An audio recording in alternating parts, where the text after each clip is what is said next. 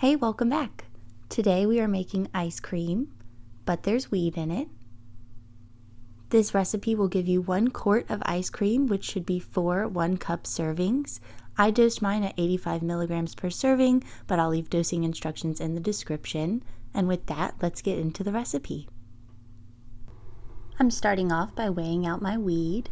I will put dosing instructions in the description so you know how much of your weed to use, and you can customize the dose of your ice cream if you'd like to. Next, I'm breaking the weed into slightly smaller pieces.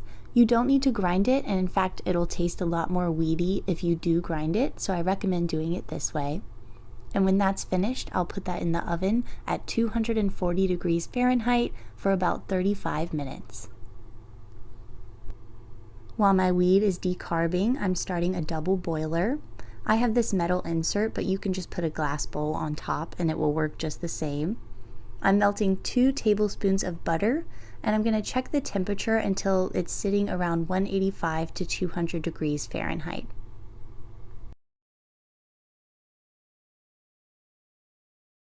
When my weed is finished decarbing and my butter is sitting at a stable temperature, I'm going to add those two together and give it a stir.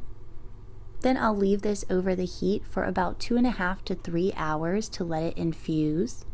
Remember, since this is a double boiler, the water will boil away, so you will need to be topping that off throughout the infusing process. And make sure to stir your butter every 30 minutes or so and check that the temperature is staying in that 185 to 200 degree range throughout the cooking process. When I have about 30 minutes left on my can of butter, I'm going to start gathering my ice cream ingredients and starting my ice cream base mixture. We'll use 1 cup of whole milk, 2 cups of heavy whipping cream, 2/3 of a cup of brown sugar, 1/4 of a cup of cocoa powder, 2 teaspoons of vanilla, and just a pinch of salt. Next, grab a pot with tall sides because the milk is going to bubble as we heat this mixture up, and we'll add all of our ingredients except the cocoa powder. Don't add the cocoa powder yet. Next, we'll move that to the stove and put it over a medium heat for about 5 minutes or until we reach a low boil, and then I will add my cocoa powder. Make sure you whisk this really well so you don't have any cocoa powder lumps. And if you're wondering why I add this while it's over the heat, it's because it impacts the flavor a good bit. I tried one round where I added the cocoa powder while the milk was still cold, and the ice cream came out tasting like cocoa powder, so this makes it a lot better flavor if you do it this way. We'll let this keep simmering for about 10 minutes, stirring it occasionally until the mixture starts to thicken up and looks a little bit like this. And then I'm taking it off of the heat to let it start to cool.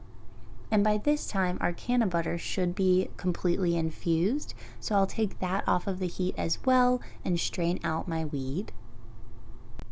My ice cream mixture is still pretty hot, so I'm going to give it a couple of minutes and a really good whisk before adding in my melted can of butter.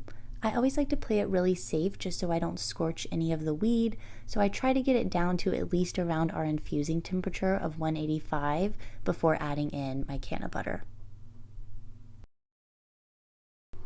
When that is sufficiently cooled, I'm going to whisk in my can of butter, and then I'm going to keep whisking for like 2 more minutes to make sure my can of butter is evenly dispersed throughout my ice cream mixture. When that is sufficiently mixed, I'm going to throw a lid on this and put it in my refrigerator overnight. If you don't have that kind of time, you can throw it in your freezer for about 2 to 3 hours. We just want it to be cooled down before putting it in our ice cream maker.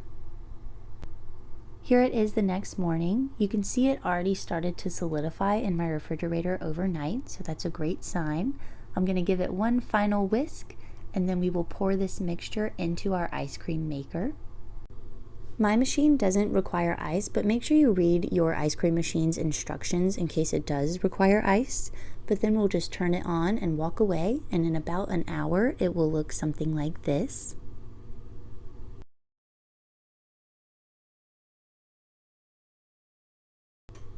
If you have used an ice cream machine before, you know that it comes out as sort of a soft serve consistency. So while you could eat it as is, I'm going to transfer it into a different container and freeze it for a little bit longer so that it'll be kind of like a store-bought ice cream consistency. Make sure you scrape all of it out of your ice cream machine so we don't waste our infused ice cream. You can see these darker pieces were on the sides of my machine. They got a little bit more frozen than the inner part. So I'm just mixing all of that together, and then I'm smoothing out the top to make it easier to scoop once it is solidified.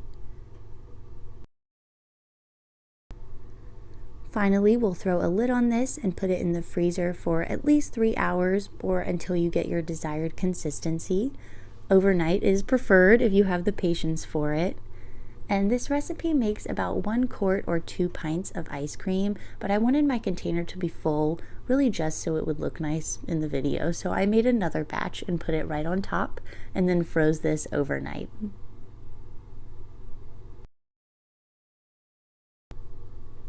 And here we have it the next day. It is fully solidified. We even have ice crystals on top, so you know that bitch is cold. And then I just got out an ice cream scoop, and it scoops like regular ice cream.